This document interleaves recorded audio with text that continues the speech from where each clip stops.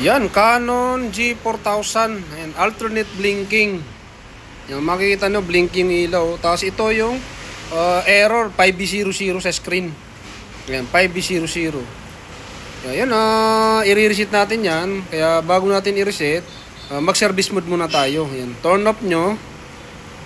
Ayan, turn off. Totally shutdown po bago, kasi hindi papasok yung service mode kapag hindi yan.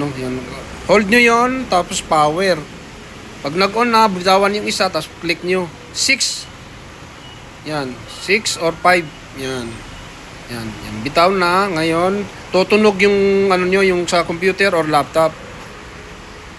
Yan, magpa-print yun Tapos yun, pagka nag-steady na yung ilaw, antayin natin mag-steady yan yung ilaw. Pag nag-steady yan, pupunta na tayo sa resistor tools. Yan, antayin natin. Kailangan steady na yung green light. Yan, steady na. Yan, punta tayo sa resistor tools. Yan. Tapos yun, clear ink counter. Yan, set nyo. Tapos kusang magpo-print yun, ipaprint niya na na-reset na siya. Magpo-print siya ng D000. Ibig sabihin, 0 na yung pad counter. Ayan, kaya pagka ganon, nag-print na, turn off nyo na yung printer. Ayan, para mawala na dun sa yan. Turn off, tapos i-on nyo ulit. Antayin natin yan. On natin.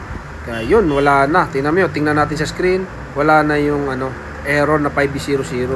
Yan, kaya yun, ganun lang mag-reset ng ganitong printer. Huwag niyo pong kalimutan i-like, i-share yung ating video. Mag-subscribe na rin po. Salamat po.